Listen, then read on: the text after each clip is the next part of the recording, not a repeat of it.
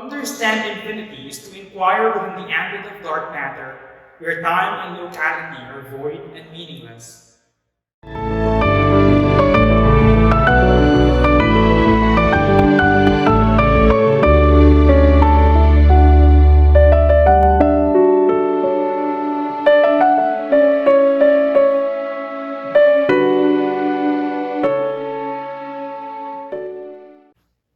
Good day, everyone. Today, on the 10th Sunday of Ordinary Time, we celebrate the Feast of Corpus Christi.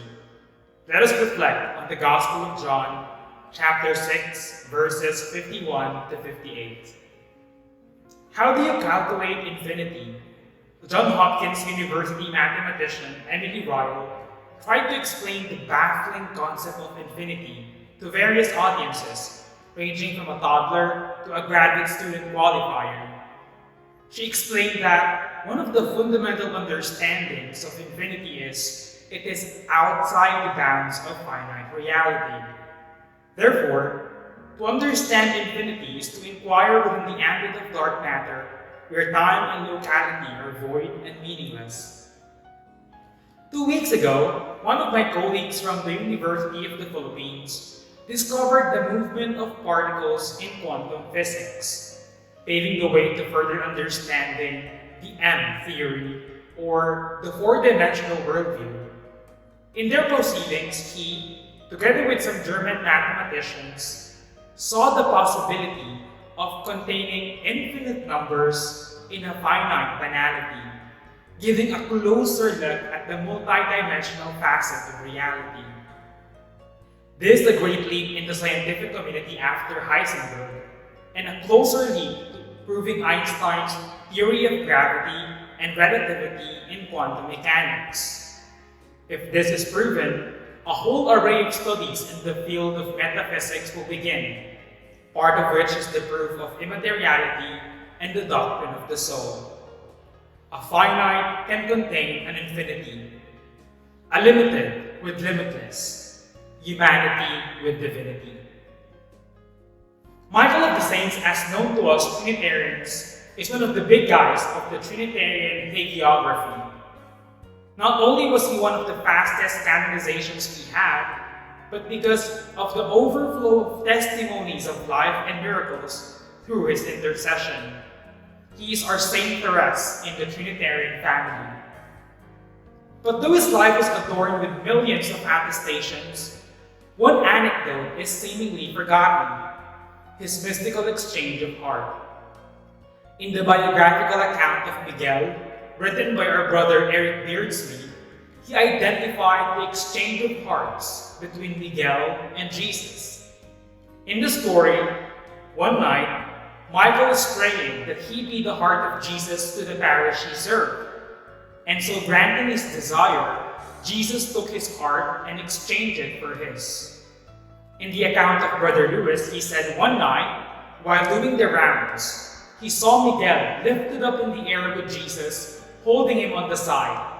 Then with a quick flash of light, he saw Jesus take Miguel's heart and put his own.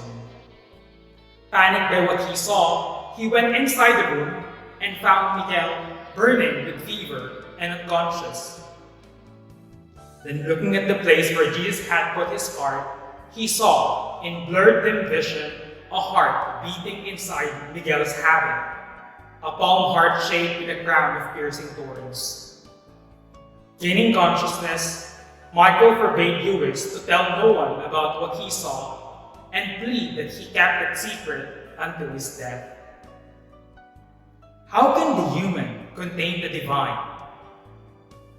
Today also marks the Feast of Corpus Christi. It is traditionally celebrated on Thursday after Trinity Sunday to show the relevance of the divinity and humanity of Christ in the person of the Trinity.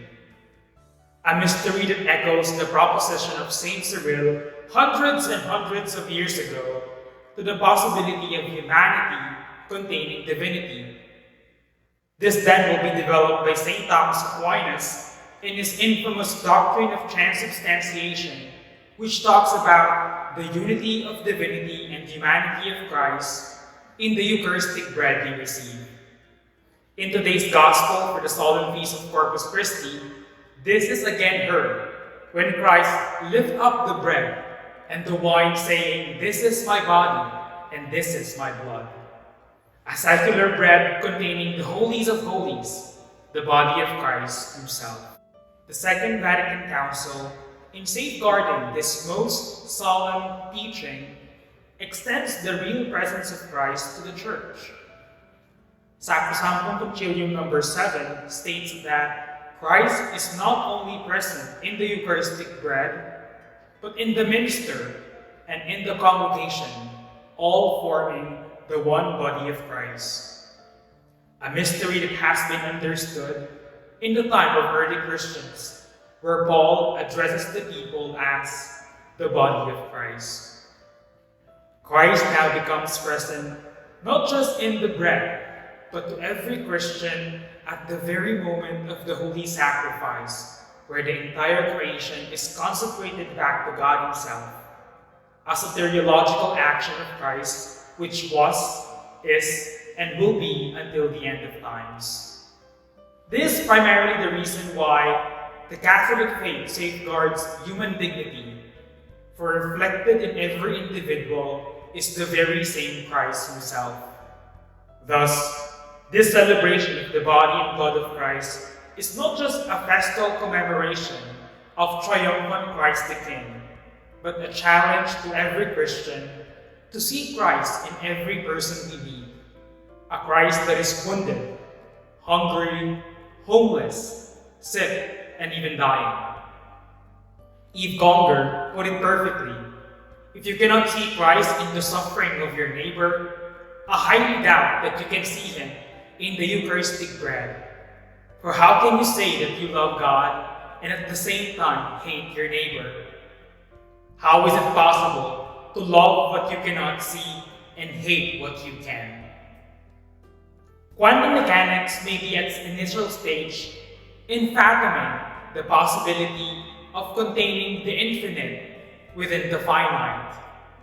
But the Church and the very mystery we celebrate every day are already a testament to the possibility of a finite containing an infinity, a mere bread containing the magnanimity. This is also mirrored in the life of Michael of the Saints, especially in the mystical exchange of heart. A finite human being containing within him the infinite divinity of the heart of Jesus. How do you calculate infinity?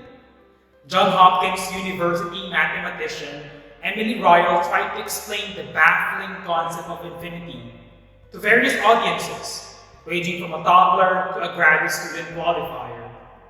She explained that one of the fundamental understandings of infinity is it is outside the bounds of finite reality. But for us Catholic Christians, infinity cannot be outside the bounds of finite reality. For Jesus, who is divine, is seen, mirrored, and experienced in our neighbors in need. Humanity containing divinity, a finite containing infinity, a faith and the mystery.